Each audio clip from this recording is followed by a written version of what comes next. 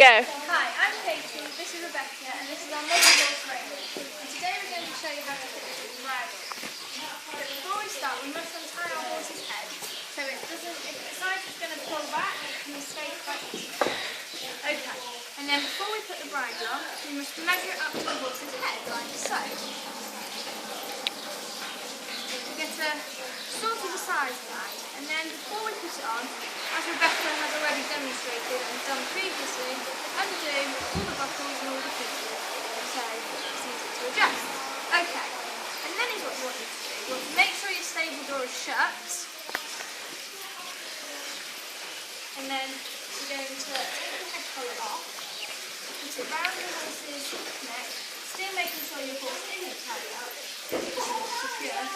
And then Rebecca's going to show you how to put it on. So you'll put one hand on his nose, like so. You'll put your reins over his head.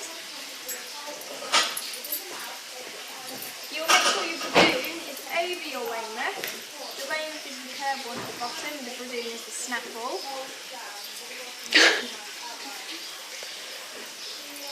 You'll encourage the horse to open his mouth by putting your thumb up towards the back. Like so.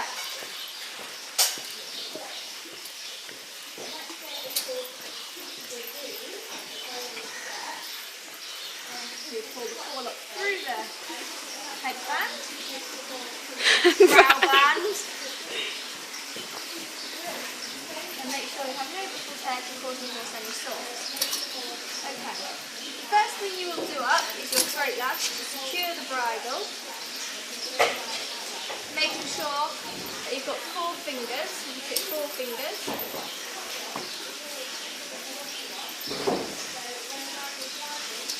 Like so, and then you'll secure it. Okay. And then you want to concentrate on the bit. Now as you can see, Romeo is taking some objection to this, so it indicates he's either not used to wearing one, or it's either too high or too low. In this case, I think it's too low. So Rebecca is going to rising the bradoon first. So they sit on the bars of the horse's neck.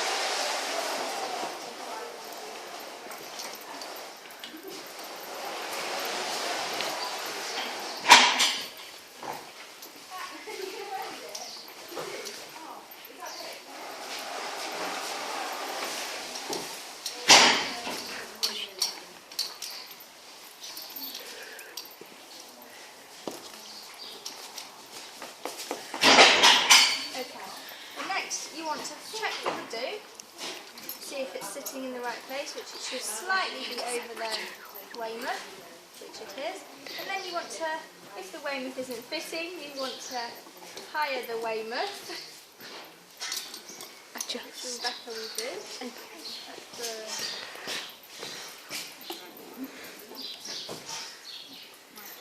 And then put your keepers in.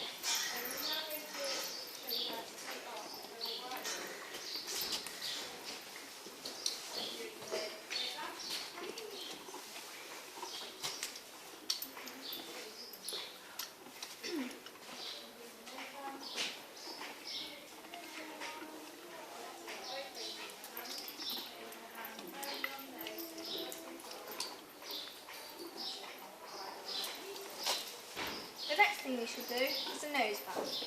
Now as it's a double bridle, your normal cavesson noseband will normally be 2 fingers from the protruding cheekbone. But as it's a double bridle, you want 1 finger.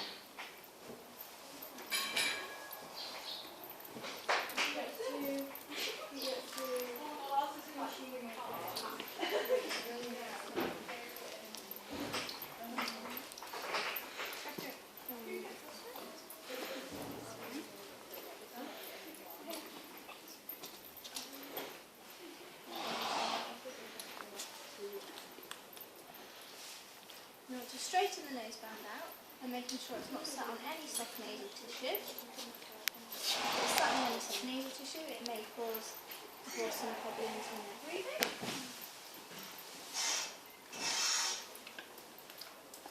And you want to be able to put 2 fingers around the whole neck.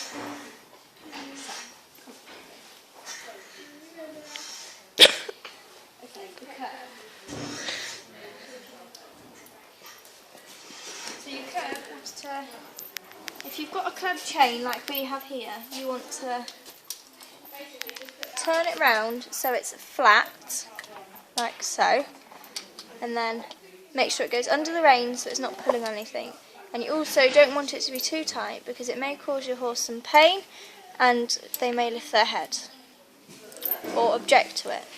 Now normally on one of these bridles you'll have a lip strap which will go through that hole, through the little oval shaped circle thing, and to the other, and that will stop the chain from going past a certain point. Your chain wants to lie flat on the horse's lip, like so. And as you can see, that's not too tight, but it's not too loose. Next thing you want to do is check the brow band, making sure it's not tight across the horse's head. You should be able to get 4 fingers, between 2 and 4 fingers running smoothly, which is good, that isn't tight. And then with the headpiece, 2 fingers up and down. And with the headpiece, you want to make sure it's not too tight behind the horse's ears, so it's going to fall off. So you can fit 2 fingers behind the horse's ears to the headpiece, like so. Okay, now we've fitted the double bridle. If your horse is going to stand in the stable for a long time, you'll attach the head collar. In this case, we're not going to do so. So to take your double bridle off, you're going to undo your throat lash first, followed by your noseband, followed by your curb chain, and obviously the lip strap will come with the curb chain if you had one. And then you're going to put one hand on your horse's nose for control. You're going to gather up the reins,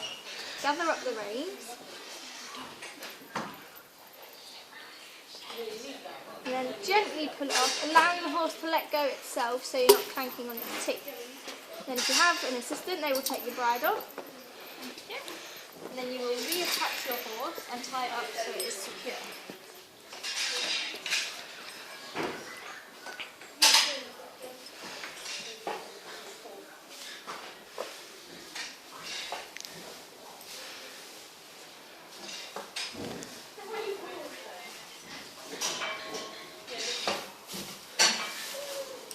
Tying back up the horse's head.